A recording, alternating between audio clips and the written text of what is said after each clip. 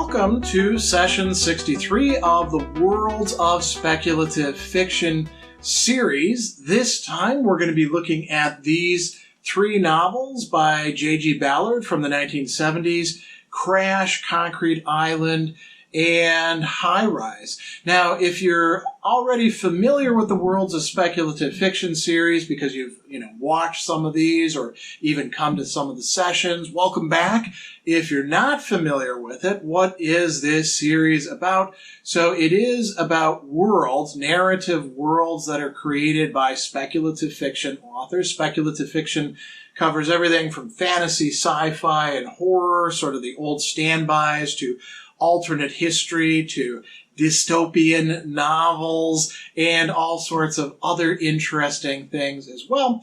And in this series, which started back in 2016, originally meeting at the Brookfield Public Library as an in-person session, and then in COVID, moving entirely online, what we do is we look at authors in speculative fiction who have some sort of narrative world spanning stories, or in this case, novels that we can sink our teeth into, and we can explore their world building that goes on, talk about some of the key philosophical themes. We usually spend some time for authors we haven't done in the past on their biography, looking sometimes at their own takes on their own work, their influences. So there's a lot of things that we cover in this. Now, I had been asked for years and years, because every year towards the end of any particular calendar year, I start soliciting feedback on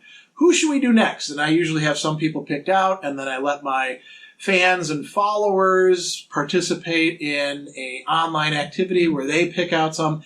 People have been asking for J.G. Ballard for a long time, and the only J.G. Ballard book that I had read previously was this one, Crash, and I read it back in the 1990s, so a long, long time ago. Obviously, I'd seen the movie, which, kind of parallels the book, kind of doesn't, and I hadn't read anything else by him, and people kept asking for him and kept asking for him.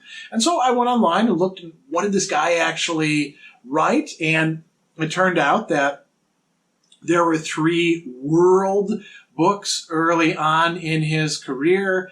And we'll get to those. Actually, next year, we're going to look at those 3 novels of dystopian worlds. But I thought for this time, because it was time to include Ballard, I should look at these books from the 1970s. These followed each other very quickly. Crash is 1973, Concrete Island is 1974, and then High Rise is 1975. And Ballard himself saw a kind of continuity between these books. So I think that they make an excellent world to explore. And I will say that I am very happy that people did keep pushing for Ballard. I'm a little bit of a stick in the mud. I like to read the authors that I know I like and spend my time on them. And when I hear people talking about, how great this other author is, particularly when you've read them in the past and you weren't that impressed, I often don't want to get to them. And I'm so happy that I did, because these books are actually quite good. I will say I don't like Crash as much as I do like Concrete Island and High Rise. I also read a number of Ballard's short stories and some of his essays, and I'm going to keep reading more and more because I am really enjoying the reads. So what we're going to do in this session, we'll start out by talking a little bit about each of these works, in part because sometimes we don't get to that until much later. And then we'll talk a little bit about his life history, his biography. And then I've got a number of excerpts from interviews with Ballard where he is talking about his own process and his ideas and what he's trying to do in these works, what he's trying to capture. So we'll look at that stuff. And then we'll talk specifically about philosophical themes that we can identify and unpack within these three works. And there's quite a few of them, so we probably won't get to everything. As usual with these sessions, this runs on YouTube as a video premiere where we have some live chat, some interactivity, followed up by a Zoom video conferencing session. If you missed that and you're watching this later, that's all right. We'll come back someday to Ballard and look at some of his other novels, and down the line I might put together something for fans of the Worlds of Speculative Fiction where we can do a bit more regular interaction. But for now, sit back and check out what we've got coming up. We'll talk about each of these books a little bit. We'll go into the biography. We'll look at the interviews and what Ballard himself has to say about his own process and his own ideas. And then we'll get into some really key philosophical themes involved in the world building in these three excellent novels.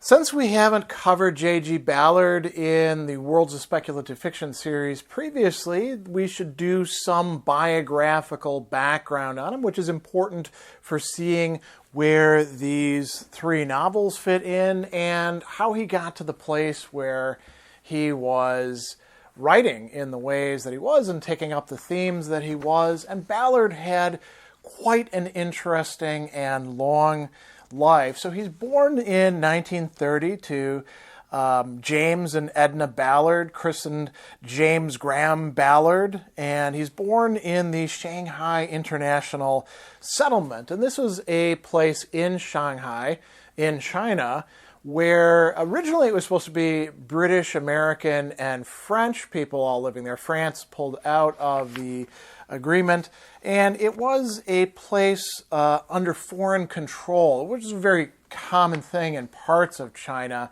at that time, and going back a ways, where British and American people lived a, quote, American style of life. So it was kind of an oasis, you could say, apart from the rest of the city and indeed the rest of China. He gets sent to cathedral school, the Anglican Holy Trinity Church in Shanghai, for his schooling at first. And then when he's 7 years old, the Sino-Japanese War starts up again, and the Ballards are forced to evacuate their home in the suburbs and rent a house in central Shanghai in order to avoid the artillery and the fighting that's going on between Chinese and Japanese forces. In that year as well, his sister Margaret is born to the Ballards. And then in 1941, which, you know, Americans think mostly about Pearl Harbor, but earlier in the year, the Japanese are attacking Hong Kong, and they occupy the international settlement in Shanghai. So already there, you know, war is becoming a major part of his life. In 1943, the Ballards are interned along with all the other Allied civilians, and they're sent to the Lunghua Civilian Assembly Center, and they live in a small area in a block that's a residence for 40 families. Ballard himself is still attending school in the camp, and it's the camp inmates who organize and teach the students there. So there's quite a bit of chaos and, as he will tell us, you know, later on, violence in his life. And then, you know, eventually the war comes to an end. They are liberated in 1945. His mother returns to Britain with Ballard and his sister, and they live in the outskirts of Plymouth, you know, down in the southwest of England. And he goes to the Leys School in Cambridge and wins an essay prize. Eventually, his mother and sister are going to go back to Shanghai and rejoin his father, who's still there working. And Ballard will stay with his grandparents when he's not boarding at school. So he's living already a fairly independent life, one, again, marked by considerable chaos and things like that. In 1949, he goes to Cambridge, and he is planning on studying medicine, wants to become a psychiatrist, and in 1951, in the course of his studies, he writes a short story called The Violent Noon, and it gets published in the newspaper magazine Varsity, and it wins a competition. And so Ballard decides at that time to switch not just his majors, but his intended profession in life. He goes to study English at Queen Mary at the University of London. In 1952, he leaves without completing his degree and begins working as a copywriter for an advertising agency. He also starts selling encyclopedias. So he's moving from a medical frame to a, you could say, atmosphere and environment that is centered around words and knowledge and all of those sorts of things. In 1954, he joins the Royal Air Force, and he undergoes pilot training in Canada. And there he says that a lot of his time where he was spending in Moose Jaw, Canada, he begins reading American science fiction magazines, and this helps him, sort of discover the field. And then he also writes his first science fiction story, Passport to Eternity. In 1955, he leaves the Royal Air Force, returns to England, works as a science editor, again, working within the realm of words, and then he marries Helen Mary Matthews, who is a secretary at the Daily Express, and they settle in Chiswick. In 1956, their first son, Jim, is born, and he publishes 2 short stories, Escarpment and Prima Belladonna in New Worlds and Science Fantasy. So he's starting to make a profession as a writer. The next year, 1957, his daughter Faye is born. He goes to one of the first, for him, science fiction conventions in London, and he finds it to be just terrible. He doesn't like the experience at all. He leaves demoralized and disillusioned. He doesn't like that sort of thing. And now, it's not that Ballard was a recluse or anything like that, as we see him putting on exhibitions and things like that. But he didn't like the way science fiction was being done at the time. He's going to become, this is a bit of a side note, he's going to become part of what gets called the new wave of science fiction and associate himself with, people that are involved in that, where the focus is less on gadgets and space opera and much more on exploring the interior world of human beings and incorporating matters from other disciplines.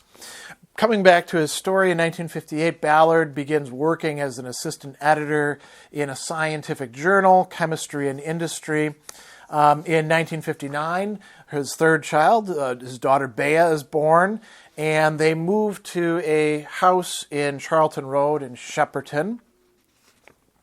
And then in 1960, they move to Surrey. In 1961, he writes his first novel. And now the story of this is kind of funny and a bit cynical as well. So he knows that in order to get himself established, he has to have a novel out there. And he writes this over a 2-week holiday. Why does he do it? To get a foot in the door, you could say, as a professional writer. It's one thing to write short stories. It's another to write novels. And it's going to make him some decent money. It's called The Wind from Nowhere. And Ballard himself didn't really like it that much as a novel compared to the things that he writes afterwards. But, everybody's got to do what they got to do, I suppose. Then in 1962, he resigns from his job at Chemistry and Industry, and he becomes a full-time writer. He is changing. He's been working with words. Now he's going to do that on his own terms full-time. And the first of the 3 world books get published, The Drowned World. And he also publishes The Voices of Time and Other Stories, gathering together some of his short stories. In 1964, just 2 years later, The Burning World is published, and then a catastrophe happens.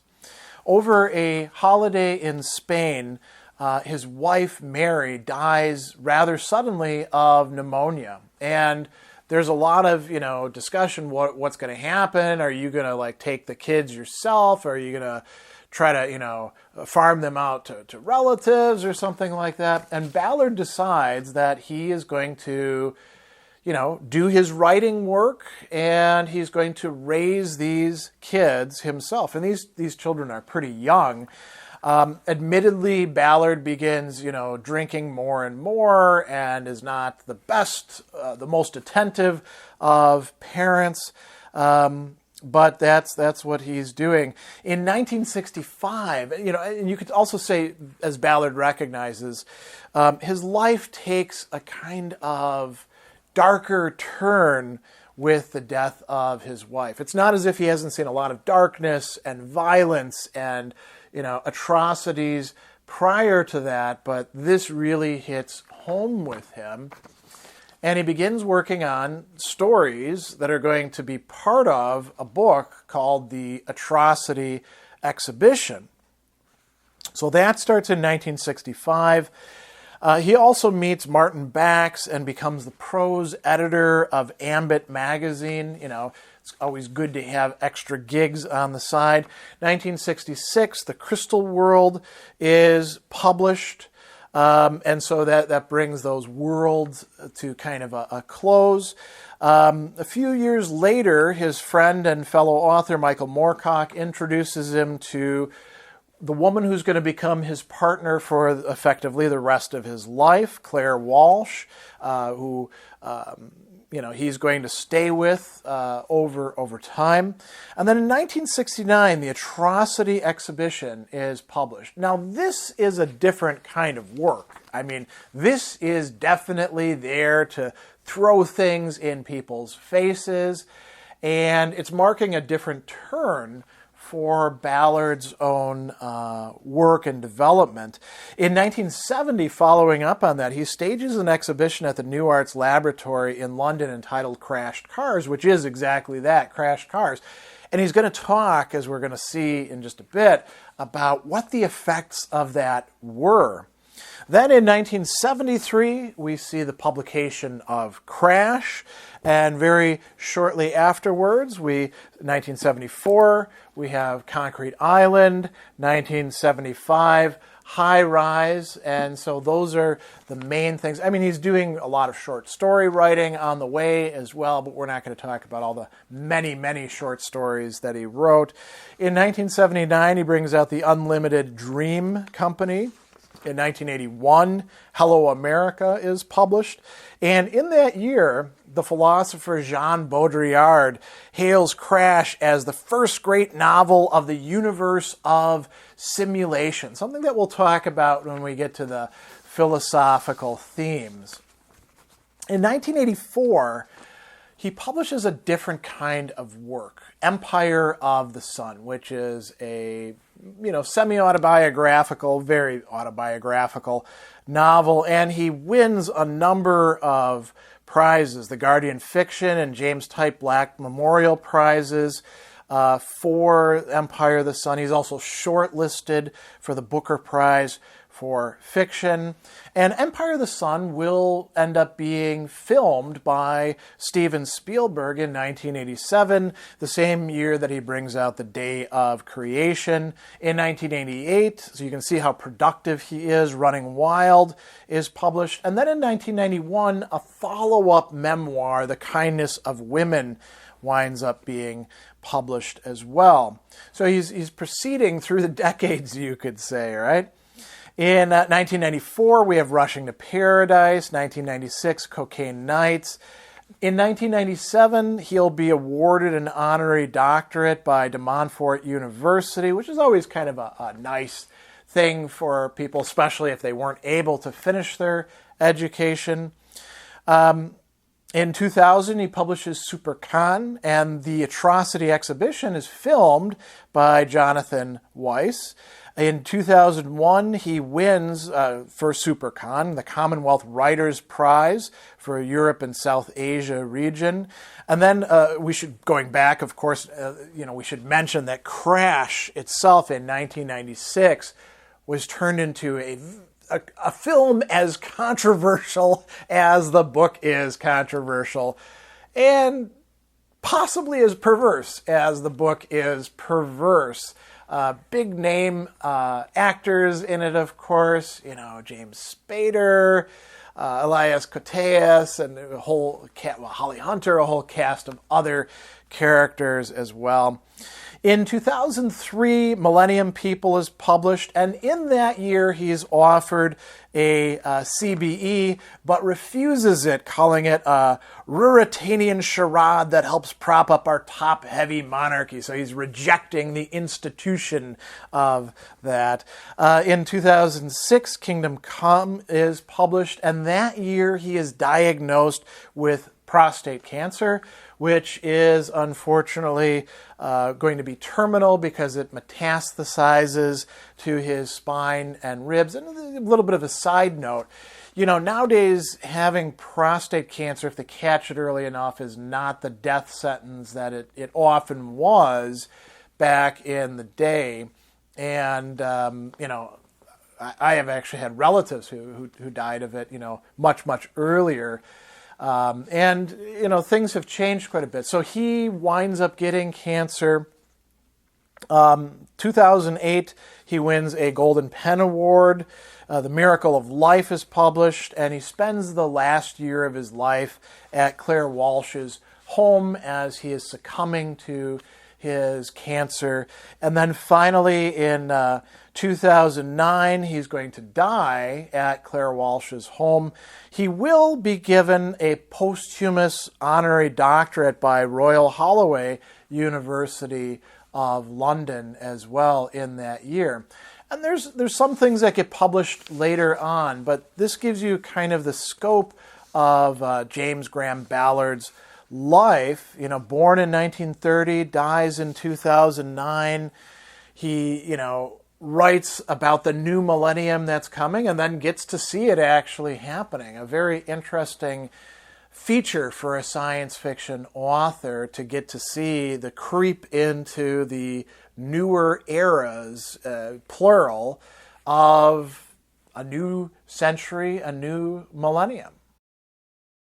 Before we look at some of the things that Ballard has to say about his own work and process and ideas that he has in mind, I think it would be worth spending a little bit of time talking about all three and each of these three books that follow each other in such a quick succession and which are ostensibly connected to each other in a shared narrative universe of what is often called a modern or postmodern dystopia, a philosophical theme that we'll be exploring a little bit later on during this. But we should talk about what these are just in case anybody hasn't read them or needs a little bit of refresher. So we begin with Crash.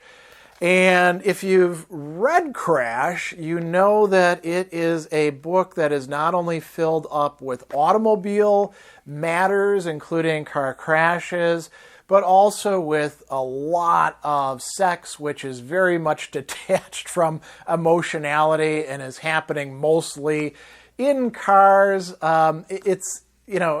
Ballard is going to discuss his relation, which he doesn't really have, to the Marquis de Sade, but it is a somewhat reminiscent of de Sade's novels, where you're basically putting together human beings and their sexual organs in whatever combinations you possibly can. And, you can't go a chapter without running into that. But the book is not just about having sex in cars that are getting crashed. It's about obsession, it's about eccentricity, it's about figuring out how to deal with trauma, with damage, and the relationships that the characters have with each other. The main character's name, the one who is telling the story, is named Ballard, and he is involved with his wife Catherine and this guy Vaughn, who will be another main character, and then a whole bunch of other people as well. He gets into a car crash in which he ends up, it ends up killing a doctor's husband, who then he gets involved with and actually has an affair with as well. So that's what the book Crash is about, and it's going to begin with this character Vaughn, and it's going to kind of end with him, but it's really about Ballard and Catherine and their relationship, mediated through so many other people and through the rather graphic sex and sexuality that is being displayed in the novel. So that's Crash. What about Concrete Island? This also involves cars, and it takes place in an island. Now, what is a concrete island? Well, it's in between all of these different highways. An island is the area of waste space between these highways, bounded by them. And the main character is driving along. It actually begins, the first thing is through the crash barrier. Soon after the 3 o'clock on the afternoon of April 22nd, 1973, a 35-year-old architect named Robert Maitland was driving down the high-speed exit lane of the Westway interchange in central London, several hundred yards from the junction with the newly built spur of the M4 motorway. When the Jaguar had already passed the 70-mile-per-hour speed limit, a blowout collapsed the front side tire. The exploding air reflected from the concrete parapet seemed to detonate inside Robert Maitland's skull, and what ends up happening is his car goes off the road, crashes, breaks his leg, among other things, and now he's stuck in the island. And he's hoping that, an ambulance will come and a tow truck will pull his car out of there, but he's lost. And this is talked about as like a modern-day Robin Crusoe, right? And it is kind of like that. It turns out, as we find out, about,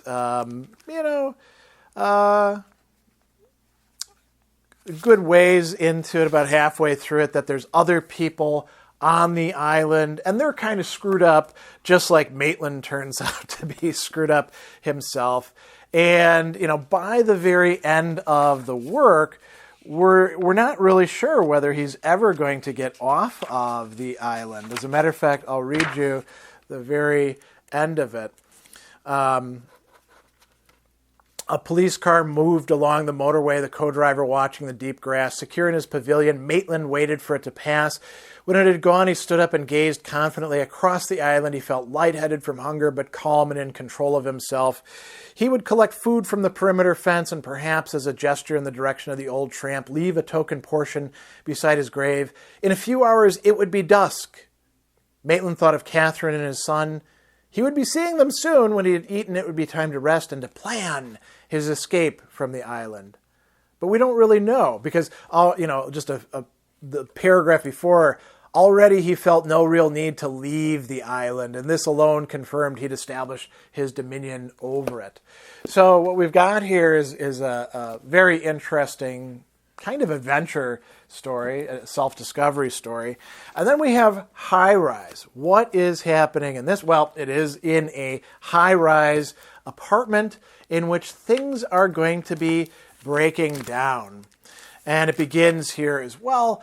Later, as he sat on his balcony eating the dog, Dr. Robert Lang reflected on the unusual events that had taken place within this huge apartment building during the previous 3 months. Now that everything had returned to normal, he was surprised there'd been no obvious beginning, no point beyond which their lives had moved into a clearly more sinister dimension. With its 40 floors and 1,000 apartments, its supermarket and swimming pools, bank and junior school, all in effect abandoned in the sky, the high-rise offered more than enough opportunities for violence and confrontation.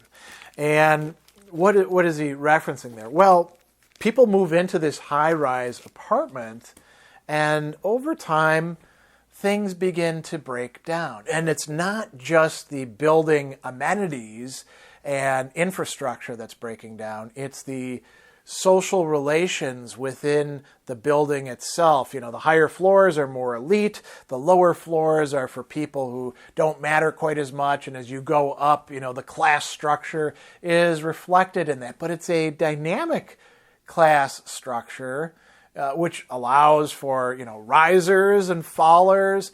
And not only does the social structure break down, human beings begin to break down themselves. Some of them just becoming completely traumatized and passive. Some of them becoming hyper-aggressive, banding together in gangs to either protect their own areas against the invaders or to go out doing raids on others.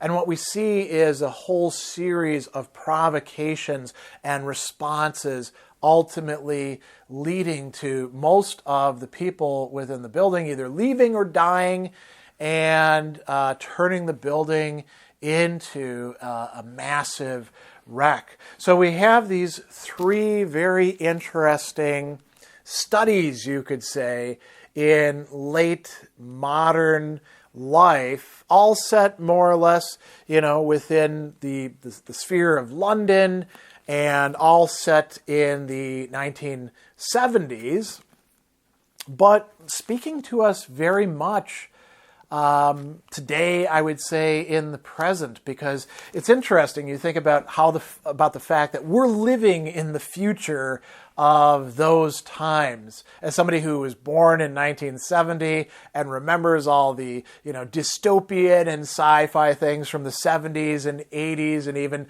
90s, it's striking to be in a time in the 2020s where a lot has changed. For example, we're communicating with each other here in my apartment, streaming onto the internet, right? And yet we're driving around in cars and accidents are still happening and buildings are being planned for people that don't really suit them. And the sort of survivor stories that we find in Concrete Island still take place today as well. So not that much has actually changed radically since then. It's just become different or more complex or more reflected. So that gives you at least a sense of what we're moving into as we talk about the philosophical themes involved in these novels, enfolded into these novels, and Ballard's own views on his own writing. Over the course of his life and career, Ballard did countless interviews, many of which are available online, and I have excerpted the portions of them that I thought were most interesting or revealing or helpful in understanding him as an author, and the ones that pertain in particular to these three books and situate them within the, you could call it, larger projects and obsessions of his writerly work. So a great place to start is with the High Times interview where he's asked, "How do you think your books have changed?" Ballard responds, "My earliest 3 or 4 novels, which are more explicitly science fiction, are all heavily influenced by the surrealists, Max Ernst, Dali, and also the symbolist painters like Gustave Moreau. Once you get to the atrocity exhibition, Crash, High Rise, and so on, they're sort of technological books set in the present day. You've got all the imagery that the titles themselves are about, you name it, everything from car crashes to the Kennedy assassinations, to high rises, to motorways, right?" And another great interview is with Simon Sellers, and Sellers brings up the earlier books, these world books, you could call them. "The environmental disaster theme of your earlier work doesn't get name-checked as much as the urban disaster themes in your later work, like these. Why is that?" And Ballard responds, I suppose it's because the kind of urban disaster imagery I wrote about in Atrocity Exhibition and Crash and High Rise is closer to people's lives. Not many people have visited a jungle recently or a desert. People are very concerned about ecological damage to the planet, but it tends to be something you see on television. Whereas decaying inner-city ghetto blocks, high-rise blocks, and car crashes are part of everyday life if you live in a big city in the West or in the East for that matter. In the literary review interview, there's a bit of a shift here. You said several times that that the disasters your characters face lead them to a certain kind of psychic fulfillment. Maitland in Concrete Island, Ballard in Crash, Lang in High Rise may all be said to have staged the catastrophes themselves to a certain extent. But what about Sanders in the Crystal World, Ransom in the Draught, and Cairns in the Drowned World? To what extent would you consider a reading of these works valid, which claim that the natural disasters depicted are mere externalizations of the character's subconscious drives and desires? And Ballard says, I think that's very fair. It's quite true that in Crash, Concrete Island, and High Rise, the characters almost consciously create the disaster. That's not true in the case of the other three books you mentioned, because of course it's not possible for an individual to arrange for the ice caps to melt and London to be flooded, or for a drought to turn a whole hemisphere into a desert. But what would have happened to these characters had these global disasters not taken place? It's an interesting question, he says. And then following up in the Inner Landscape interview, Ballard is asked, how would you view the role of the writer in the next century? Ballard says, this is something that bothers me all the time because the writer's whole relationship to his subject matter has changed and totally transformed. 100 years ago, one had the impression that people had made a clear distinction between the outer world of work and of agriculture, commerce, and social relationships, which was real, and the inner world of their own minds, daydreams, and hopes. Fiction on the one hand, reality on the other. This reality which surrounded individuals, the writer's role of inventing a fiction that encapsulated various experiences going on in the real world and dramatizing them in fictional form, it worked. Now, the whole situation has been reversed. The exterior landscapes of the 70s are almost entirely fictional ones created by advertising, mass merchandising, politics conducted as advertising. It's very difficult for the writer. Given that external reality is a fiction, the writer's role is almost superfluous. He does not need to invent the fiction because it is already there. So now he has a much more analytic role. You can see this coming in new writers who do cut-ups with their material. I can visualize the writer, and I've already started doing this, reading scientific journals and taking his fiction ready-made from them, because science is now the greatest producer of fiction. And there are thousands of scientific journals produced, particularly the soft sciences, the psychological sciences, the social sciences. It is absolutely extraordinary, the material that they are churning out. Look at the psychological abstracts, for example. So what is Ballard saying here? This is something that we're going to get to in the philosophical themes. There's been a fundamental transformation of our culture in late capitalism or late modernity, whatever you want to call it, post-modernity if you like. And the breakdown between the inner world, which was, imaginary, fictional, and the external world, which was real, that boundary has shifted and dissolved in many respects, although not disappeared entirely. So, very interesting point being made there. In Simon Sellers' interview, returning back to that one, he says to Ballard, according to Collins, Ballardian is defined as resembling or suggestive of the conditions described in J.G. Ballard's novels and stories, especially dystopian modernity. But surely your writing is far too playful to be branded dystopian. I find your characters and situations affirming for all the darkness they willingly surround themselves with. A very provocative statement there. And Ballard responds saying, "I'm glad you said that. I think that my work is superficially dystopian in some respects, but I'm trying to, as you say, affirm a more positive worldview." Isn't that an interesting thing for him to respond with?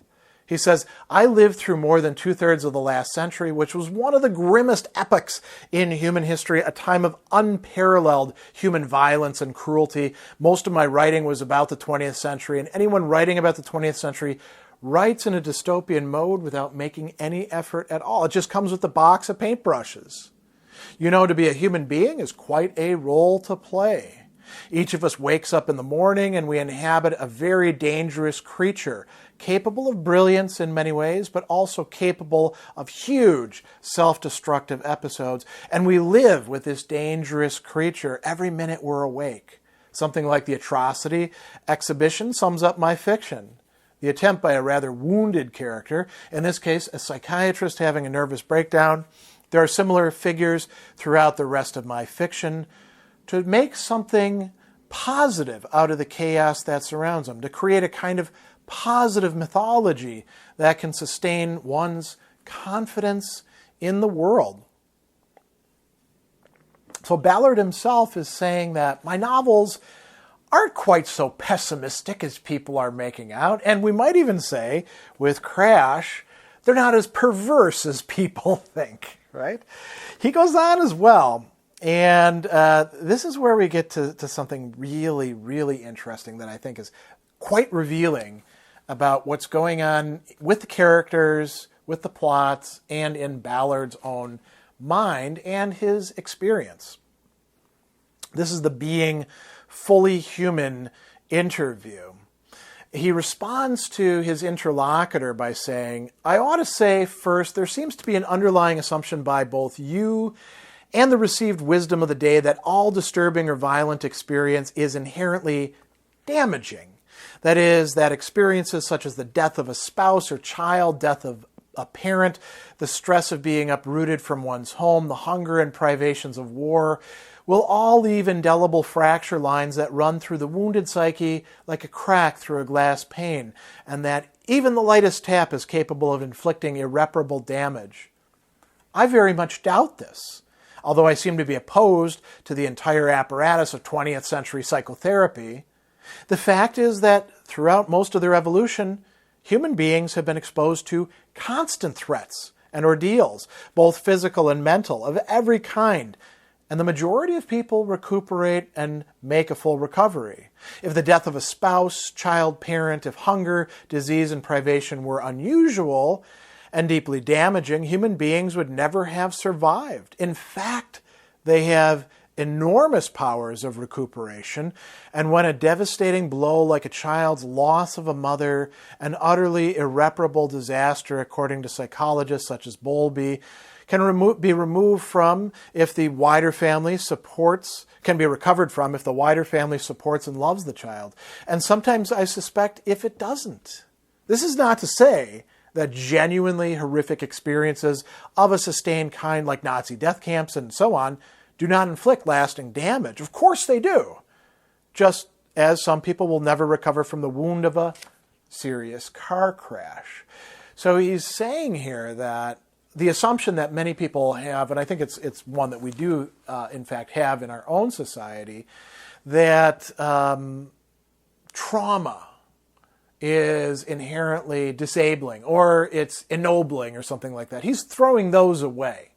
He's saying people are different and different people respond differently in these situations, but many of them can find ways to recover from the damage that's done to them, from the trauma, from the injuries, from the humiliations, from car crashes, and the damage done to bodies themselves through that. Here's a follow-up one from the Inner Landscape interview. Your fiction seems recently to have become preoccupied with the image of the automobile and the car crash. And Ballard says, I'm not hung up on automobiles. It's just that it struck me as a metaphor and a key experience that no one had ever looked at. The attitude to the motor car accident was rather reminiscent of the Victorian attitude to sex and dreams. The people all assumed an attitude to the accident which was altogether different from what they really felt. Take the deaths of people like Jane Mansfield, James Dean, and so on, even Kennedy's death, which was kind of a modified automobile accident. The role of the car seemed to be a key to the significance of whatever had happened. It is the most dramatic experience that anyone will ever go through in their whole lives, apart from their own deaths, simply because one is insulated in 20th century life from real and direct experience. Even sexual experience is muffled by a whole overlay of conceptualization, fashion, chit-chat, and everything else. The car crash is real. It is a violent experience that you are not likely to get in any other area. It is a massive collision of the central nervous system, like a bad trip, a total explosion of the senses. Isn't that an interesting remark? And this leads into discussions about metaphors and obsession. So, in the Paris Review interview, the interviewer says, let's start with obsession. You seem to have an obsessive way of repeatedly playing out permutations of a certain set of emblems and concerns. Things like the winding down of time, car crashes, birds and flying, drained swimming pools, airports, abandoned buildings, Ronald Reagan. Ballard responds and he says, I think you're completely right. I would say that I quite consciously rely on my obsessions in all my work, that I deliberately set up an obsessional frame of mind.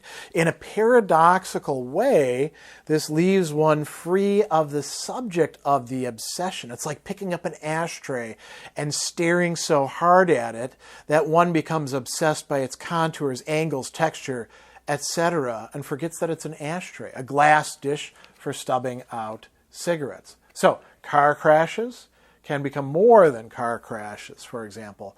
And the interviewer says, so you rely on the magnetism of an obsession as a way of proceeding? And Ballard says, yes. So the unity of enterprise is forever there.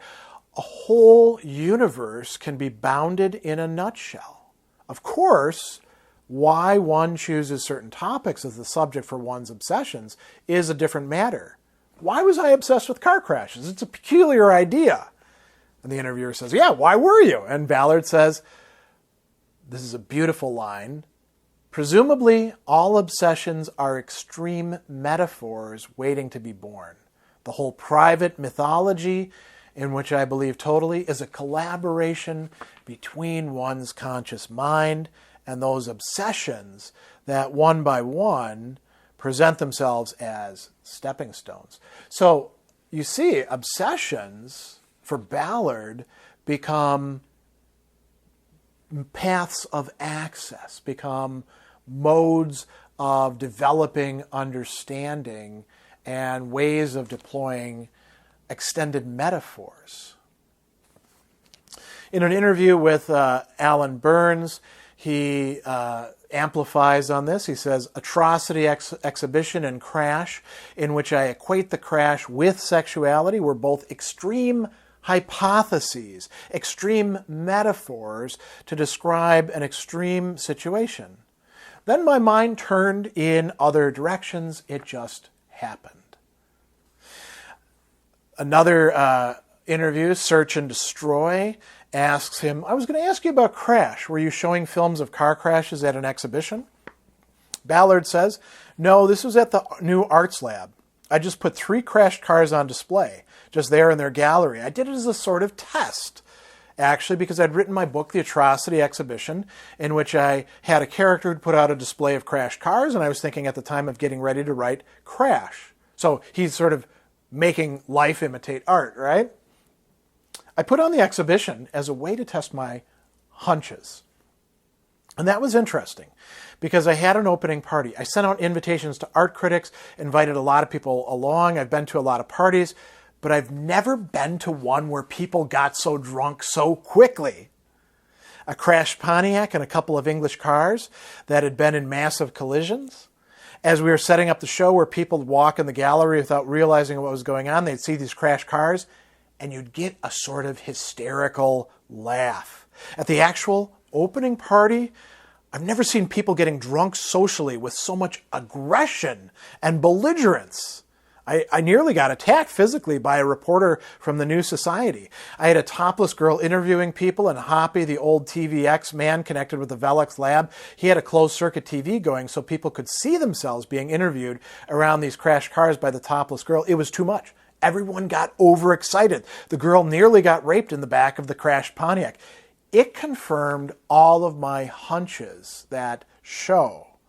During the month the cars were on display, they were continually attacked. They were rolled over, splashed with white paint by communique men. Windows that weren't broken were being broken. Wing mirrors ripped off these wrecks.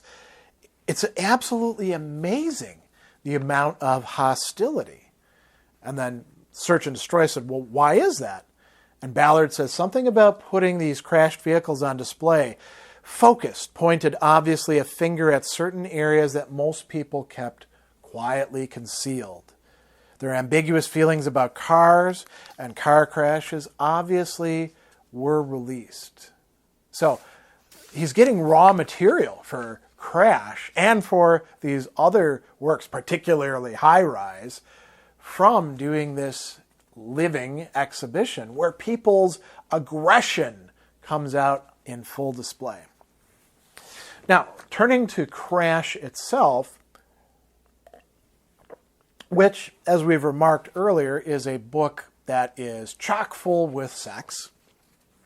He's asked in the literary review interview, most of your male characters don't have any sex life. Most of them have left their wives and now are on a lonely quest. But in Crash, there is a lot of sex.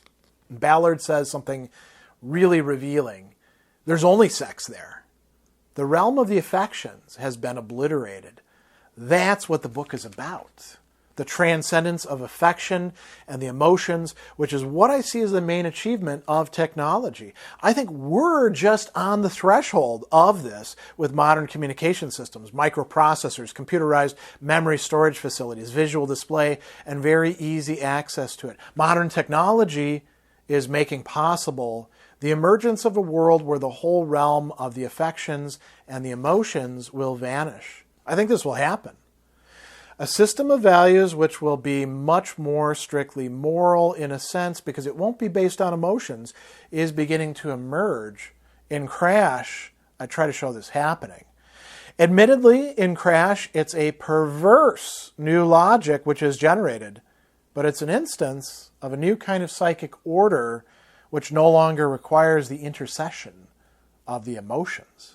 A point we'll have to return to later on.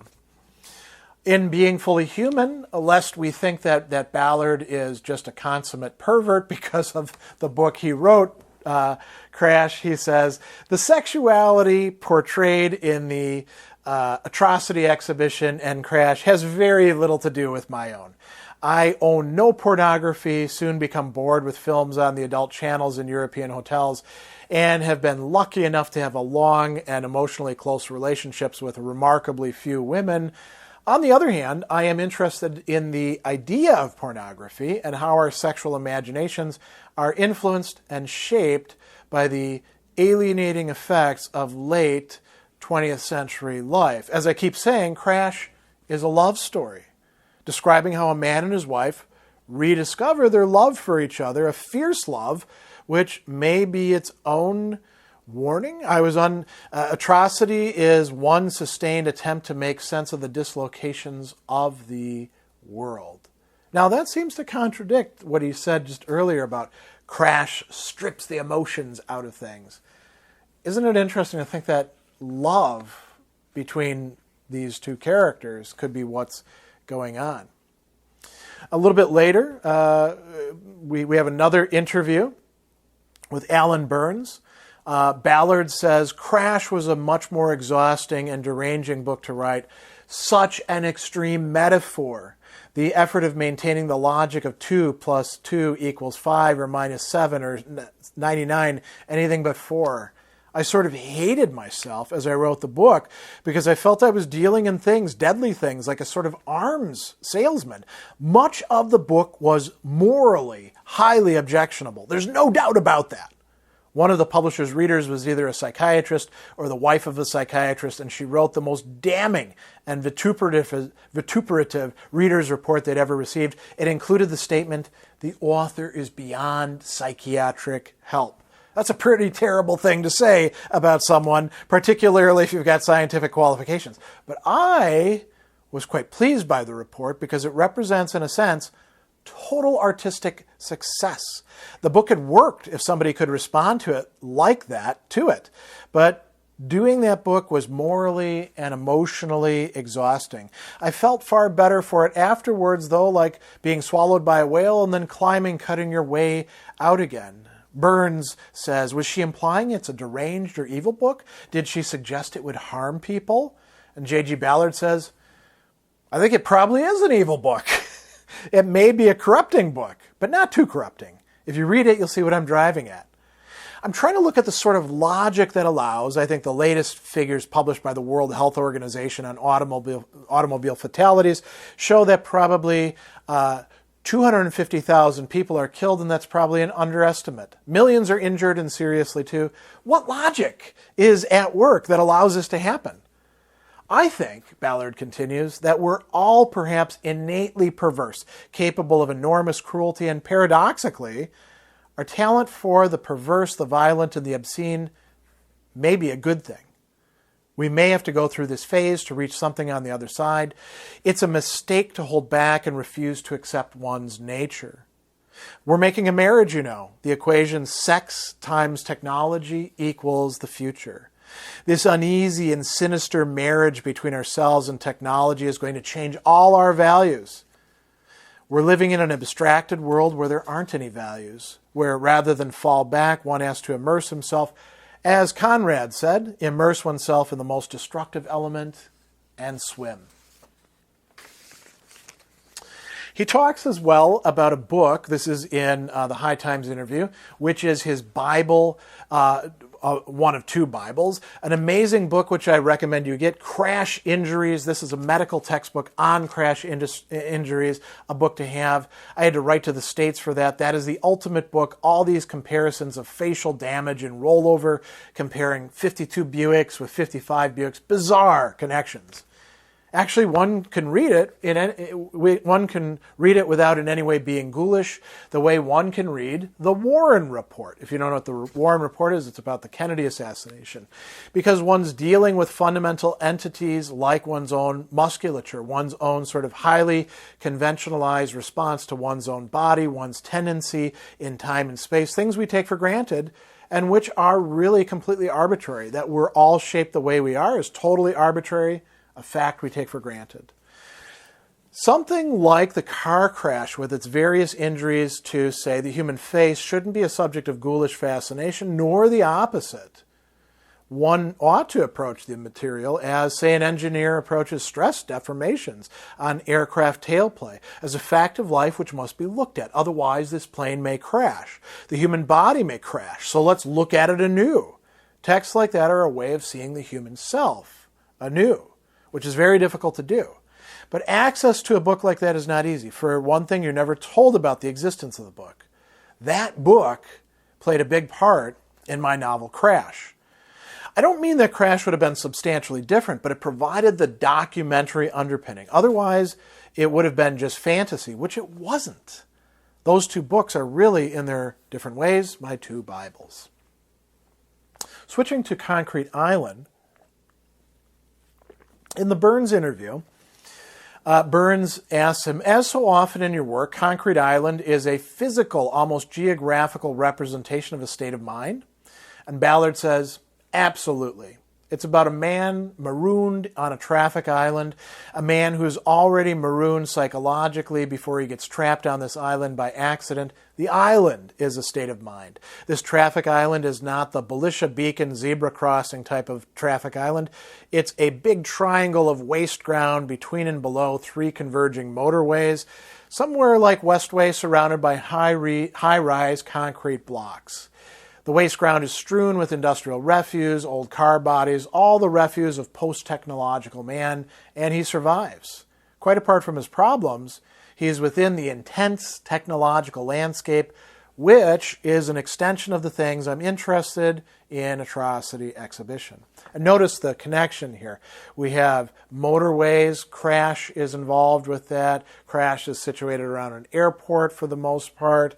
Concrete Island is also got, these concrete block buildings around it, like High Rise. High Rise itself is a sort of island in the middle of the city. So this is something that has some significant implications for the other works. In the Search and Destroy interview, Search and Destroy said that another thing very noticeable in High Rise and Concrete Island is that modern isolation. Because of all that, as in the case of the guy on the Concrete Island, you can actually be on the road trying to hitch a ride. You might as well be light years away.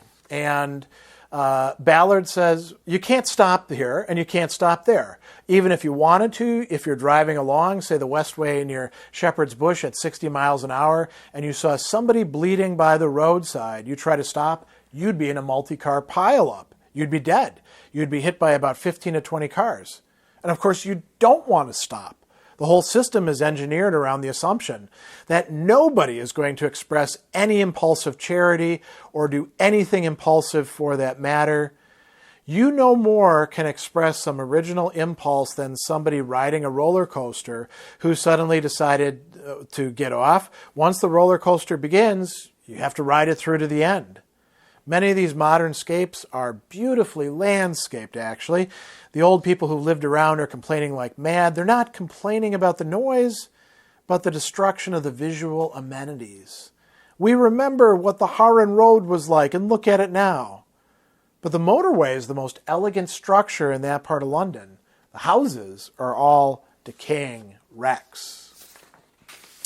Finally, in the literary review interview, we have a very interesting thing to end on. The interviewer says, you've been likened to Conrad, Joseph Conrad, and Graham Greene. Two writers who are never mentioned are de Sade and George Bataille. Are they conscious influences? And Ballard says, I've got to make a terrible confession. I've never read a word by either writer, though I'm very familiar with their names. People have, in fact, conventionally referred to my connections with de Sade. I think that particular strand of my fiction, which began with the atrocity exhibition and culminated with Crash, grew spontaneously and wasn't directly influenced by anyone. I'm aware of de Sade as one of the inspiring figures of modern surrealism. He interests me, though I've never read a word on him. Of him because of his interest in science and physiology. Perhaps I'm putting my own gloss on de Sade. I have no idea whether his pornographic flights of fancy resemble those in Crash. And then the interviewer says, well, they do to a certain extent. He writes very clinically. And then Ballard says, right. As for Bataille, he crops up all over the place. But I've never read any novels by him. He's one of the members of that invisible library, along with various other surrealist pioneers that I have not read. I have read most of Rimbaud's poems in English. I've read Genet's novels. Those two I'm happy to claim as powerful influences on me. Notice that he doesn't bring up Conrad or Greene at all in response to this, but only de Sade and Bataille. And I think that's kind of interesting. It's always tempting to read into authors. Oh, well, they must have read this, and they must be responding to that. And then you find out that that's not the case at all, that creativity can follow similar lines, depending on where we are coming from and what we choose to work with. So that gives you some real insight, I think, into what's going on in Ballard's work as a whole, and in particular, these three novels that succeed each other so quickly in just a matter of years: Crash, Concrete Island, and High Rise. When it comes to speculative fiction, it's not that common of an occurrence where we see a philosopher of major significance and status singling out a sci-fi or horror or fantasy, or pick whatever you like, author as forging a new path, as perhaps the superlative representative of something that the philosopher is particularly interested in.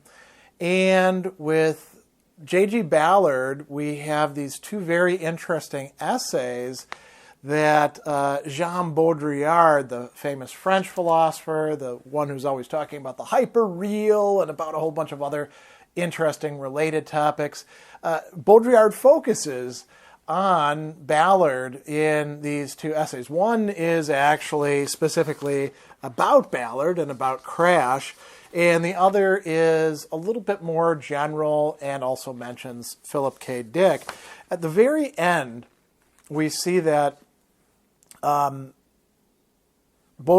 is going to say, Crash is the first great novel of the universe of simulation, the world that we will be dealing with from now on. A non-symbolic universe, but one which, by a kind of reversal of its mass-mediated substance, including neon, concrete cars, mechanical eroticism, seems truly saturated with an intense initiatory power. Now, how much of that is hyperbole and stringing words and concepts together, and how much of it is really substantive? Well, that's something we have to delve into. So I thought it would be good to just go through these two essays and also bring in one other closely connected distinction that Baudrillard is going to make when it comes to signs and images from his essay Simulacra and Simulation. So why don't we begin with that? Baudrillard is quite famous, if you go to Wikipedia or anything like that, for this 4-part succession, right? He says that these would be the successive phases of the image. First, it is the reflection of a basic reality. So there's reality there. The image is a reflection of it. Second, it masks and perverts a basic reality. Third, it masks the absence of a basic reality.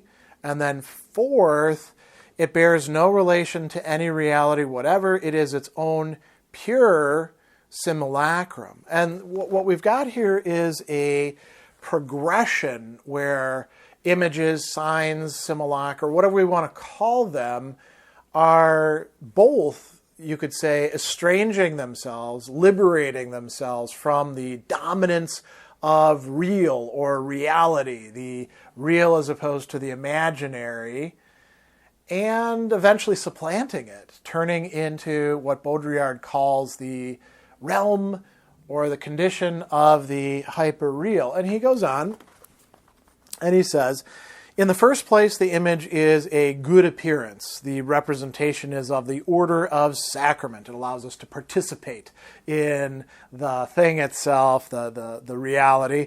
In the second, it is an evil appearance of the order of malefice, because it masks, right? It conceals, but also perverts the basic reality. In the third, it plays at being an appearance. It is of the order of sorcery. And then in the fourth, it is no longer of the order of appearance at all. It is a simulation. And he says the transition from signs which dissimulate something to signs which dissimulate that there is nothing marks the decisive turning point. The first implies the theology of truth and secrecy. The second inaugurates an age of simulacra and simulation in which there's no longer any God to recognize his own, nor any last judgment to separate truth from false, the real from its artificial resurrection, since everything is already dead and risen in advance. And then he goes on and says, when the real is no longer what it used to be, nostalgia assumes its true meaning. There's a proliferation of myths of origin and signs of reality, of secondhand truth, objectivity, and authenticity. There's an escalation of the true, of the lived experience, a resurrection of the figurative, where the object and substance have disappeared, and there's a panic-stricken production of the real and referential, above and parallel to the panic of material production. And he says, this is how the simulation appears in the phase that concerns us, a strategy of the real, neo-real, and hyper-real, right? Now, in the Ballard essays, he says there are 3 orders of simulacra. So it doesn't map on quite exactly. And these are tied in, very interestingly, with, you could call it, a history of information, right? The first, he says, is naturalistic simulacra based on image, imitation, and counterfeiting. They are harmonious, optimistic, and aim at the reconstitution or the ideal institution of a nature in God's image. So we're still within the realm of the real and the imaginary and the play back and forth between the two of them. Second, productive productionist simulacra based on energy and force materialized by the machine and the entire system of production. Their aim is Promethean, worldwide application, continuous expansion, liberation of indeterminate energy. Desire is part of the utopias belonging to this order of simulacra. And then the third, simulation simulacra, based on information, the model, cybernetic play. Their aim is maximum operationality, hyper-reality, total control. And so Baudrillard is saying we move from one to the other and to the other. Now, it's not as if these can't overlap with each other in the world that we currently live in. He actually will tell us at one point that, a computer, for example, can be in any of these, even though we would tend to associate it with the second or the third. And now he tells us something quite interesting. To the first order corresponds the imaginary of the utopia. To the second, sci-fi in the strict sense. To the third, is there yet an imaginary domain which corresponds to this order? The answer is going to be yes. Ballard in particular. He says the probable answer is that the good old sci-fi imagination is dead and something else is beginning to emerge, not only in fiction, but also in theory.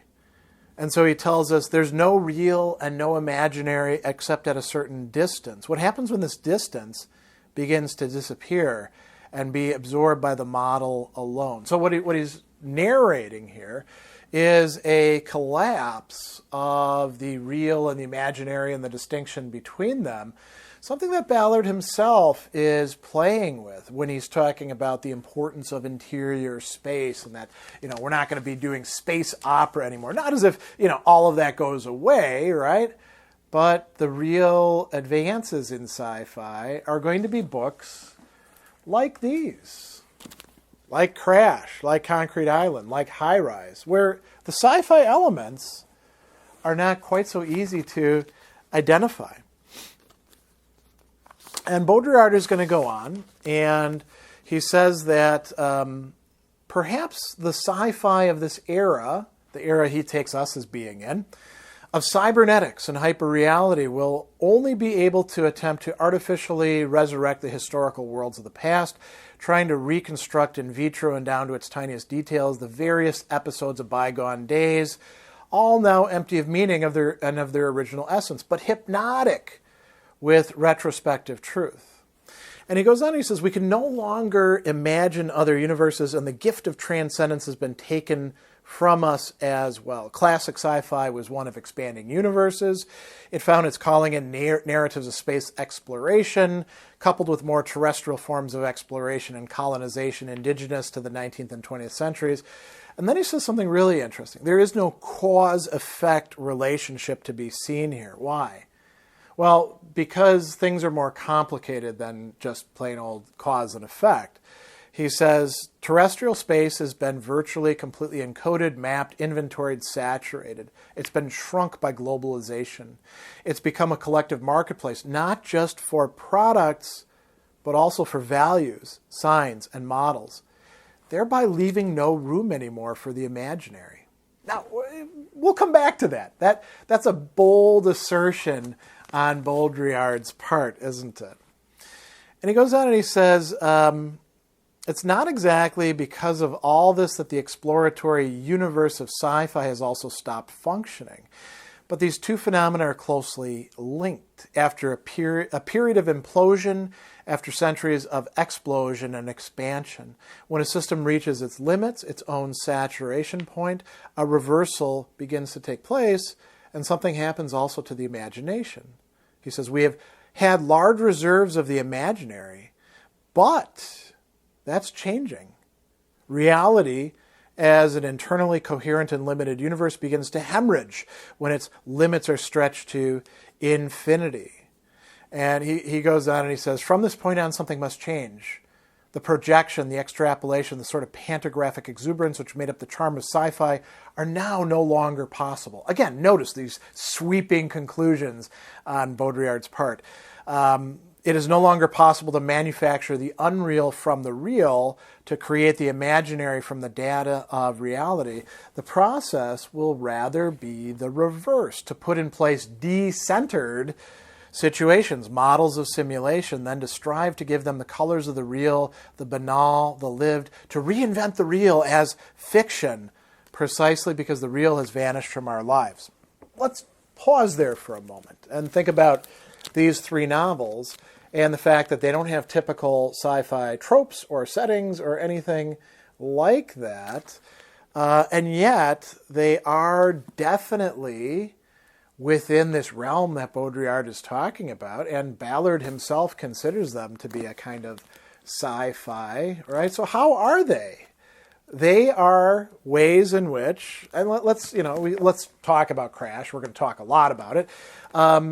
It's set in our world. Actually, it's set in a time that's, now quite a ways in the past, but one that we can still recognize, around airports, around houses, in cars that are colliding with each other and deforming themselves and deforming the people within them, and, the sexuality that's involved in it, sort of like putting car parts together in a variety of different ways, in a way that undermines, we could call it, the traditional tropes of sexuality. And then we have Concrete Island, again, car-related, but now circumscribed by these highways that have cut off space.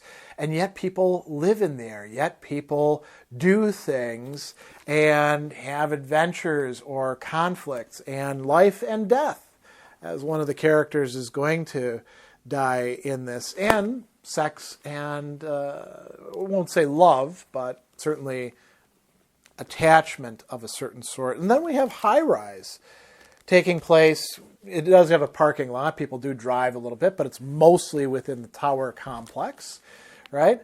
And society, or the projection of society into the tower complex, breaks down along with the mechanics of it. Whereas in Crash, we have the human body and the automobile brought together in interesting, perhaps, perverse ways.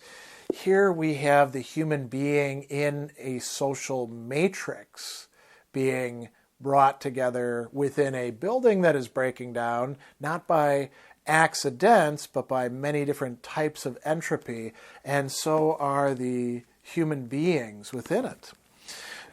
Baudrillard goes on, and he says that where can we find fictional works which incorporate this condition of reversion? And he says, well, Philip K. Dick, of course. I'm not convinced by what Baudrillard is saying about Dick.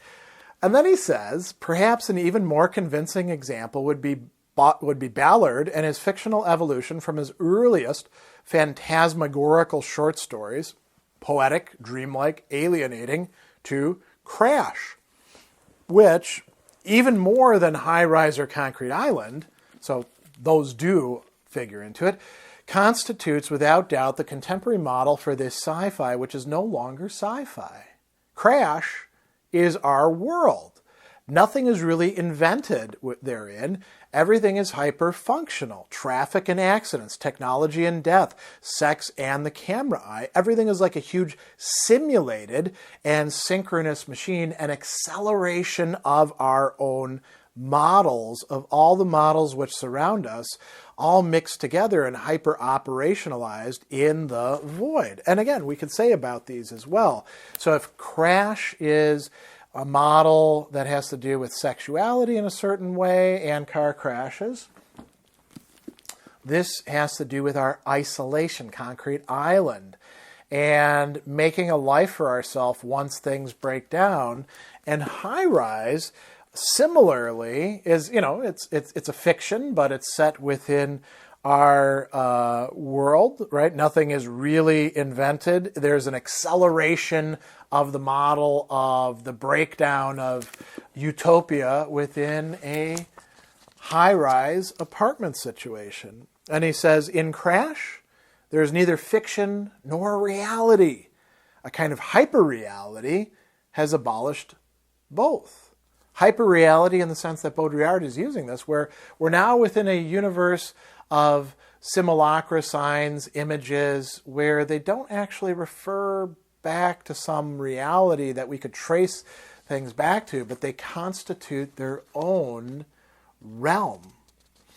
And he goes on. He tells us, and now this is in the second essay, Ballard's Crash.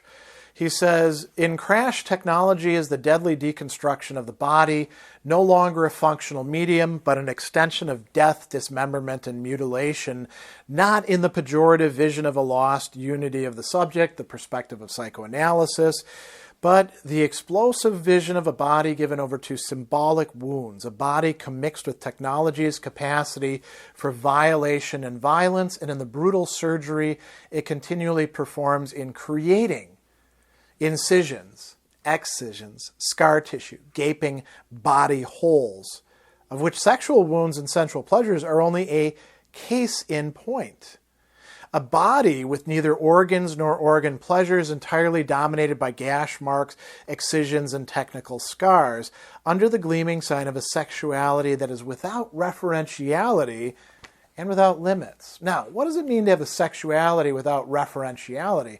You could say, well, that's a pure sexuality, right? But even the sexuality isn't referring to like a true, pure sexuality behind the scenes that we could like be liberated towards. As a matter of fact, as it's going to turn out, in Baudrillard's reading of Ballard's Crash, sexuality is just kind of a genre of things fitting into a much larger genre of what it is that makes us human. And he goes on and he says, the technological is never grasped except by auto-accident, in other words, by the violence done to itself and the violence done to the body, the codifying of the body as workforce in the order of production, an earlier way of understanding the body, is replaced by the dispersion of the body as anagram, so reversing and re-scrambling letters, in the order of mutilation. Gone are the erogenous zones. That's very important for sexuality, right?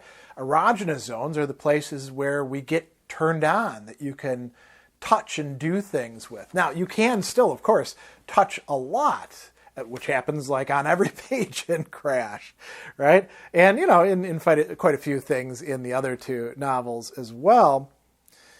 Everything becomes a hole for reflex discharges, he says, right? And he says there's no affectivity behind this. Okay, so that kind of corresponds to what Ballard himself has said about, in Crash, we're talking about sex and sexuality without emotion. But is there really no affectivity per se? So Baudrillard is saying no psychology, no ambivalence or desire, no libido or death drive. And I would say, okay, that kind of makes sense if what we're doing is always like interpreting the character, like Vaughan, for example. Vaughan driven by the Freudian death drive. Okay, that's probably wrong, right? But Vaughan really does want to screw and to invade and be invaded and to be a voyeur, and he has desires. He's actually driven by his desires. So I don't think that Baudrillard is actually right in that interpretation. He goes on and he says, Death is a natural implication in this limitless exploration of the possible forms of violence done to the body, but this is never, as in sadism or masochism, what the violence purposely and perversely aims at. Never a distortion of sense and sex. There's no repressed unconscious therein, except via a second reading, which would necessarily re-inject more twisted meaning in order to conform to the psychoanalytic model. The nonsensicalness, the brutality of this mixture of body and technology is totally imminent. Now, that's kind of a utopian point there as well. Maybe Baudrillard is smuggling in a little bit of utopianism into his super sophisticated reading here. One thing that he does say that I think is really quite interesting, though, in the next paragraph. Another point in common. In Crash, the reader needs no longer to contend with accidental signs that would appear only on the margins of the system. The accident, in capital A, portrayed here is no longer the haphazard bricolage that it is still in most highway accidents, the bricolage of the new leisure class's death drive. The accident is everywhere as irreversible and fundamental trope, the banalizing of the anomaly of death. It is no longer on the margins, it is at the heart. This is the part I think is particularly apt. It is no longer the exception to a triumphant rationality. It has become the rule. It has devoured the rule. We are within a new order in what is being depicted in Crash, but I would also say in High Rise and Concrete Island as well. And I would actually say more successfully in these other novels. It seems like there's much more attention paid to Crash than to these other two, but I think that the same thing is going on there. A little bit later on, he's going to contrast what's going on to the body and the machine in Crash to what happens in Kafka's The Penal Colony, a great short story if you haven't read that. What Baudrillard has to tell us about the machine in Kafka's The Penal Colony is this: the body via its wounds is still the locus of textual inscription. Therefore, on the one hand, the machine of Kafka is still puritanical, repressive, a signifying machine, as Deleuze would say. Now, what's going on there? If you haven't read The Penal Colony, or in The Penal Colony, there's a machine, and as soon as somebody does something wrong, a prisoner, they're tied into this machine which tattoos on their body the judgment itself, the things that they did wrong, and they're supposed to perceive it through their body, and it does it in a very long and complicated way, which ultimately produces the horrifying death, but also supposedly and enlightenment. And the story itself calls this into question. You know, the explorer views this as inhumane, and the captain's explanation is rather dubious. And then the captain himself puts himself into the machine, which is in the process of breaking down. So now that you know that, what is Baudrillard saying about Ballard? The technology of Crash is glistening and seductive, or unpolished and innocent. Why? Seductive because it has been stripped of meaning, a simple mirror of torn bodies. And the body of Vaughan is likewise a mirror of twisted chrome, crumpled fenders, and semen-tarnished sheet metal. Bodies and technology fused, seduced, inextricable, one from the other. Now, a little bit later in this same essay, going back to this theme of hyperreality, this is what Ballard has to say. What distinguishes Crash from most other sci-fi works is that the latter still seem to revolve around the same old duel of function and dysfunction. They project into the future along the same lines of force and the same finalities as that of the normal universe, right? So they're doing an imaginative projection. In Crash, there is neither fiction nor reality. A kind of hyperreality, Baudrillard's key concept, has abolished both. He goes on further and he says, even critical regression is no longer possible. This violent, sexualized world, totally lacking in desire, full of violent and violated bodies, but curiously neutered. This chromatic and intensely metallic world, empty of the sensorial, a world of hyper-technology with finality. Is it good or bad? And the answer is, who can say? Right? He goes on and he says, we can't say. It is simply fascinating, without this fascination implying any kind of value judgment whatsoever. And this is the miracle of Crash, the moral gaze, the critical judgmentalism that is still part of the old world's functionality cannot touch it. Crash is hypercritical in the sense of being beyond the critical and even beyond its own author. We'll come back to that in just a moment. Is Baudrillard right about this, or is he overplaying his hand? When we read Crash, are we merely fascinated, captivated by it? I mean, it actually, after a while, becomes kind of boring, frankly. Its attempts to shock with, all sorts of descriptions of sex on almost every page, or at least violence of some sort, wounds and stuff like that.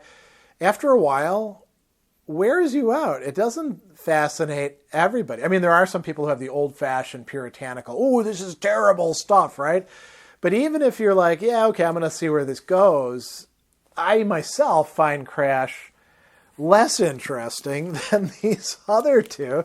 And frankly, I find High Rise to be the most interesting of these. Concrete Island is a distant second, I would say, to High Rise in that respect. So once again, maybe Baudrillard is overplaying his hand. It is possible to talk about goodness and badness or moral judgment, but perhaps it has to be done differently. Now, here's where he talks about Ballard himself. He says, it's hypercritical, it goes beyond its own author, who in the introduction speaks of this novel as cautionary, a warning against that brutal, erotic, and overlit realm that beckons more and more persuasively to us from the margins of the technological landscape. I always find it a little bit curious when critics credit themselves with understanding the works better than the author, him or herself. And I think this may be one of these, but it's an interesting dialectic, at least to bring the two into them. Coming back to this earlier part of the essay, one of the things that he tells us about the sexuality of Crash, every gash mark, every bruise, every scar left on the body is an artificial invagination, like those of the ritual scarrings of Aborigines, which serve as a vehement answer to the absence of body, right? So there is an invagination, to some degree, not feminization, but putting a entry point into the body at each of these points. And he says, only the wounded body can exist symbolically for itself, and for others, sexual desire is nothing but this possibility of bodies to mix and exchange their signifiers. And I don't think we need to be romantics or, utopians about sex to say that's kind of losing something there if this is all that's going on in Crash. He goes on, now this is very interesting. Those few natural orifices which we're accustomed to associate with sex and sexual activities are nothing in comparison to all these potential wounds, all these artificial orifices. But why artificial? To all these openings through which the body turns itself inside out and, like certain topologies, no longer possesses an inside or an outside. Sex, as conceived here, is only an inferior and specialized definition comprising all the symbolic and sacrificial practices a body can open itself up to, not via nature, but via artifice, simulation, and accident. Sex is no more than the rarefication of a drive called desire in the pre-prepared zones. It is largely surpassed by the wide range of symbolic wounds, which in a sense are the anagrammatization of sex over the entire body. But then, of course, it is no longer sex, it is something else. This is a very fascinating way to look at things. And again, I think you could say that as well about these, that What happens to the character in Concrete Island, is also similarly a learning about oneself and about others through being placed in different relations, which can include sex but are not confined to sex. Same thing in High Rise, where we not only learn about human bodies, but we also learn about artificial human societies and their breakdown and groups that get together and then can't keep it together, as well as the tower, obviously, which itself is constantly in process of breaking down and breaking up.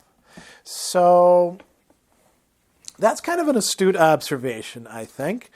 A little bit later, he's going to point out something else that I think is quite good.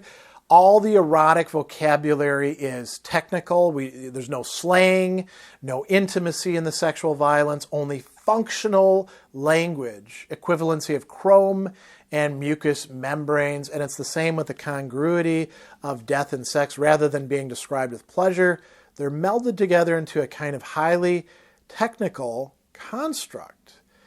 And he points out something quite true. Sexual pleasure, perverse or not, has always been mediated by a technical apparatus. I mean, we can think, oh no, there's actual raw sex that we can have. Yeah, sure. Sex is always, as people point out, 90% in the brain, but it's also mediated through, are you, laying down in a bed? Are you on a mat? Are you bent over a rock? What else are you doing? There's always technology involved in sex. So he says, it's always been mediated by a technical apparatus, by a mechanical process of real objects, but most often of fantasies, what's up in our heads. It always involves an intermediary manipulation of scenes or gadgets. Here, sexual pleasure is only climax. In other words, it operates on the same wavelength as the violence of a technical apparatus. They are homogenized by technology and encapsulated into one object, the automobile. He also brings up one final thing that we need to talk about, another dimension in Crash that he says, the dimension of photography and cinema. And we might think about, how does this change in our own time when we carry photographs on our phones and talk to each other through a vast set of cables and, signals called the internet? Has this intensified it beyond the hyper-real of Baudrillard? Is there a hyper-real, or are we in a different sort of situation now? He says that the added depth and raising of the visual medium to the second order can by itself suffice to fuse together technology, sex, and death. But the photo is not a medium, nor an order of representation. It is neither a supplementary abstraction of the image, nor a compulsion for spectacle. And the position of Vaughn, the main character, of course, a main character in Crash, not the narrator, Ballard, but the person that everything is centering around. Vaughn, he says, is never a voyeur or a pervert. Vaughn is going around and taking all these pictures, right? So what is it? He says, the role of film is part of the universal film of life, hyper-real, metallic, and corporeal, made up of movement and flux. So there's an awful lot that I think we can, I won't say learn because that implies that he's actually correct, but at least think about in Baudrillard's examination of Ballard's Crash and his other works as well. Ballard himself was not convinced of Baudrillard's reading. This is all part of a sort of invited symposium, you could call it, in a sci-fi magazine, and Ballard himself, talks about a lot of this as being kind of bosh. But I think that there is perhaps something to what Baudrillard is saying for helping us understand how Ballard is still doing sci-fi, but sci-fi of a very different sort in these three novels that are succeeding each other, year after year after year, showing some common elements to all of them.